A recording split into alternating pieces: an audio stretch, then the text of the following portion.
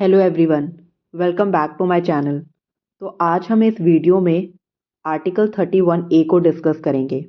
थोड़ा complicated article है, बच्चों को समझने में थोड़ी मुश्किल होती है, इसीलिए इसकी शुरुआत हम बैकग्राउंड से करेंगे। आखिर ऐसी क्या सिचुएशन बनी कि आर्टिकल 31A को कॉन्स्टिट्यूशन में लाना पड़ा और आखिर आर्टिकल 31A के प्रोविजंस क्या हैं। तो चलिए पहले इसके बैकग्राउंड को समझते हैं। इसकी शुरुआत होती है इंडिपेंडेंस डे के बाद, जब भारत में नेहरू की सरकार बनती है। और हम सबको पता है नेहरू एक इन्फ्लुएंशियल प्राइम मिनिस्टर थे, यानी कि वो सोशलिस्ट थे, सोशलिज्म पे बिलीव करते थे। सोशलिज्म का मतलब ये होता है कि अगर किसी भी समाज में कोई पिछड़ा वर्ग है तो उसके लिए ऐसी क्या पॉलिसीज लेकर आएं या फिर ऐसे क्या कदम उठाए जाए कि वो आगे आ सके। और इस चीज़ को सही साबित करने के लिए नेहरू लैंड रिफॉर्म्स लाना चाहते थे। लैंड रिफॉर्म्स का जो बेसिस है, जो इसकी आधारशिला है, वो हम ब्रिटिश टाइम से समझ सकते हैं। ब्रिटिश टाइम पर ज़मींदारी सिस्टम हुआ करती थी, जहाँ पर कुछ सेक्शन ऑफ सोसाइटी के पास काफ़ी भारी अमाउंट में लैंड हुआ करती थी और वो इन लैंड से आए पैसों को, जो उनका कमीशन होता था, वो अपने पास रखते थे और पैसा ब्रिटिशर्स को दे देते थे और एक तरह से पेजेंट्स पे एक्सप्लॉइट भी करते थे। और तीसरी चीज़ थी लैंड सीलिंग। लैंड सीलिंग पर लिमिट लगाने की बात की गई। लैंड सीलिंग का मतलब अगर हम आसान भाषा में समझे तो अगर किसी फैमिली के पास 30 बीघा ज़मीन है और सरकार कहती है कि अगर 30 से ज़्यादा किसी फैमिली के पास ज़मीन होगी तो उसे लैंडलेस पीपल में डिस्ट्रीब्यूट कर दिया जाएगा। तो ये जो था, ये नेहरू का मॉडल था, नेहरू के प्रिंसिपल्स थे कि वो इन तीन चीज़ों पर रोक लगाना चाहती थी। लैंड रिफॉर्म्स पर, ज़मींदारी सिस्टम को अबॉलिश करना चाहती थी और लैंड सीलिंग पर लिमिट लगाना चाहती थी। नेहरू का प्रिंसिपल ही नहीं बल्कि कॉन्स्टिट्यूशन में डीपीएसपी, जिसे directive principle of state policy कहा गया है, वहाँ पर भी लैंड्स को मिनिमाइज और कंसंट्रेट करने की बात की गई है। जब हम आर्टिकल 38 की बात करते हैं तो वहाँ पर साफ शब्दों में लिखा हुआ है to minimise inequalities in income, status, facilities and the opportunities. यानी इनकम को लेकर जो भी इनइक्वालिटीज है लोगों में, उसको मिनिमाइज करें। दूसरे आर्टिकल में कहा गया है, आर्टिकल 39 में, prevention of concentration of wealth and the means of production, यानी कंसंट्रेशन ऑफ वेल्थ और मीन्स ऑफ प्रोडक्शन को प्रिवेंट किया जाए। तो इससे एक बात डिसाइड होती है कि नेहरू के प्रिंसिपल्स के अलावा भी कॉन्स्टिट्यूशन यानी कि डीपीएसपी में वेल्थ को, लैंड को कंसंट्रेट करने की बात की गई है।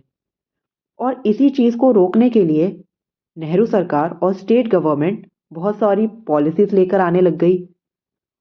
लेकिन जो ज़मींदार लोग थे या फिर जो जिनके पास पैसे थे, वो सुप्रीम कोर्ट में चले जाते थे, क्योंकि दो आर्टिकल्स और थे जो उनके इस चीज़ को प्रोटेक्ट करते थे, और वो थे राइट टू प्रॉपर्टी। पहला आर्टिकल जो था वो था 19 क्लॉज 1 सब क्लॉज एफ, जो कि बात करता है right to acquire, hold and dispose of property, and दूसरा करता है article 31 right to property.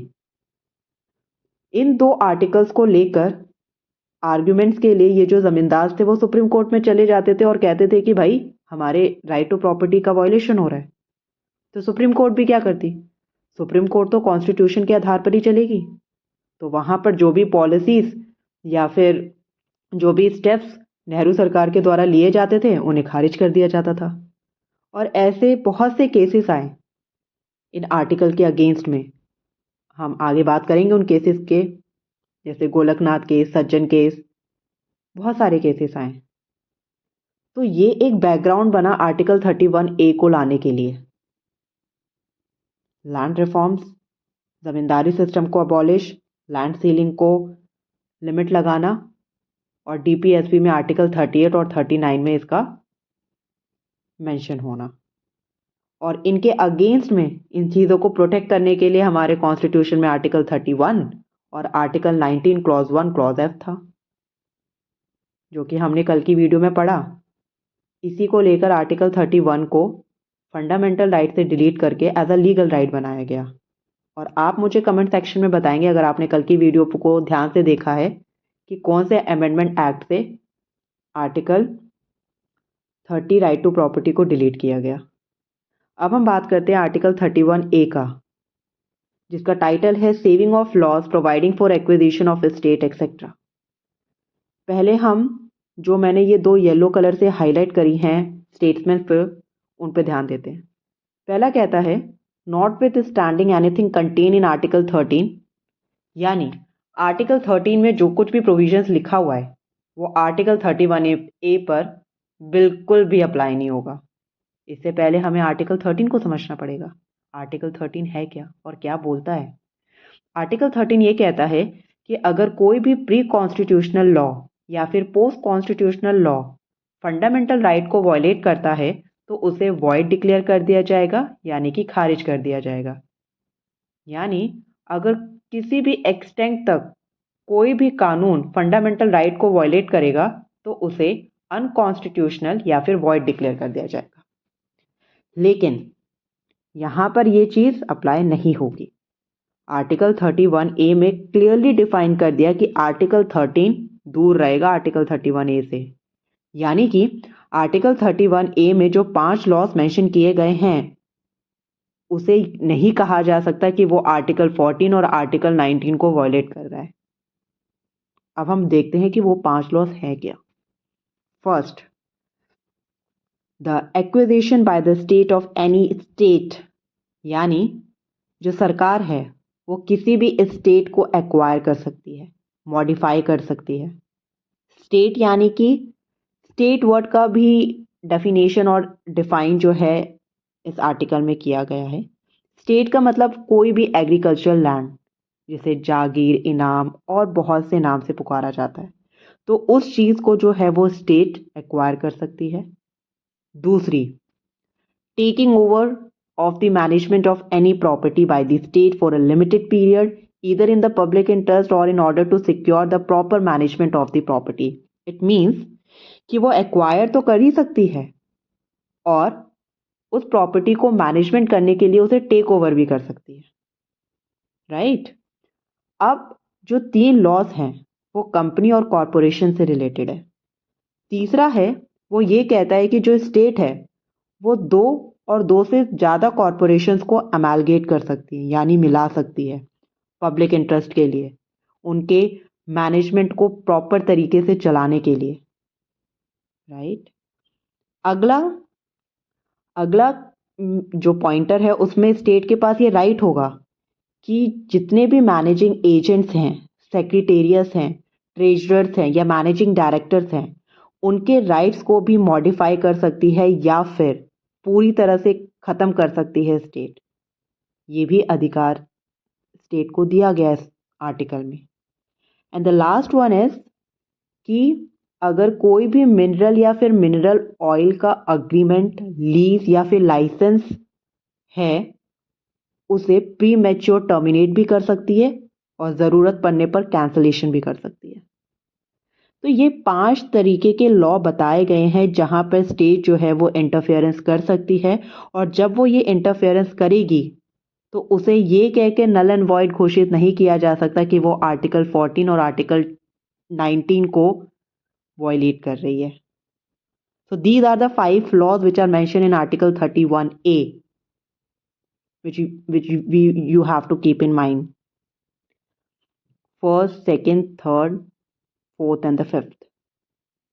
First और सेकंड में स्टेट, यानी कि जो स्टेट है वो किसी भी एग्रीकल्चर लैंड को एक्वायर और उसके मैनेजमेंट के लिए प्रॉपर्टी को टेक ओवर कर सकती है। थर्ड, फोर्थ एंड फिफ्थ में कॉरपोरेशन और कंपनीज की बात की गई है कि 2 और 2 से ज़्यादा कॉरपोरेशंस को अमेलगेट यानी कि मिला सकती है, उनके राइट्स को मॉडिफाई कर सकती है या ख़त्म कर सकती है या फिर रेगुलेट कर सकती है। और 5वें में कहा गया कि मिनरल और मिनरल ऑयल से रिलेटेड अगर कोई भी अग्रीमेंट, लीज या फिर लाइसेंस होता है तो उसे प्री मैच्योर टर्मिनेट भी कर सकती है और ज़रूरत पड़ने पर कैंसलेशन भी कर सकती है। ठीक है, तो आई होप आपको आर्टिकल 31A के मेन प्रोविजंस समझ आए होंगे। इसीलिए आज मैं इस वीडियो में सिर्फ आर्टिकल 31A को डिस्कस कर रही हूँ क्योंकि थोड़ा सा कॉम्प्लिकेटेड आर्टिकल है। नेक्स्ट वीडियो में मैं आर्टिकल 31B और C को डिस्कस करूंगी। राइट। आर्टिकल 31A में एक और चीज़ मेंशन की गई है, वो ये कि अगर स्टेट लेजिस्लेचर अगर कोई सा लॉ लाती है तो उसे आर्टिकल 31A का प्रोटेक्शन तभी मिलेगा जब उसे प्रेसिडेंट का एसेंट मिलेगा। यानी कि स्टेट लेजिस्लेचर अगर कोई भी लॉ लाती है इन 5 लॉज से रिलेटेड, यानी किसी स्टेट एग्रीकल्चर लैंड को एक्वायर कर रही है या फिर मॉडिफिकेशन या मैनेजमेंट के लिए उस स्टेट को एक्वायर कर ली है, तो उसे आर्टिकल 31A का प्रोटेक्शन तभी मिलेगा जब उसे प्रेसिडेंट से असेंट मिलेगा। राइट। तो ये एक क्लॉज जो है वो आर्टिकल 31A में मेंशन है। आप चाहें तो इस चीज़ का नोट्स भी बना सकते हैं, बाकायदा मैंने पॉइंटर्स में इसे डिस्कस किया है और इससे पहले मैंने बैकग्राउंड समझाने की कोशिश की है ना। आई होप आपको वो बैकग्राउंड अच्छी तरह से समझ आया होगा कि आर्टिकल 31A को लाने की आवश्यकता क्यों पड़ी, क्या उसके बैकग्राउंड थे और नेहरू का मॉडल क्या था, डीपीएसपी में कौन कौन से आर्टिकल में इस चीज़ की बात की गई है, राइट टू प्रॉपर्टी से रिलेटेड कौन से आर्टिकल है, राइट टू प्रॉपर्टी को कौन से अमेंडमेंट से डिलीट किया गया। ये सारी चीज़ें मैंने इस स्लाइड और इस वीडियो में डिस्कस की है। आई होप आपको पसंद आया होगा। नमस्कार, बाय बाय, टेक केयर।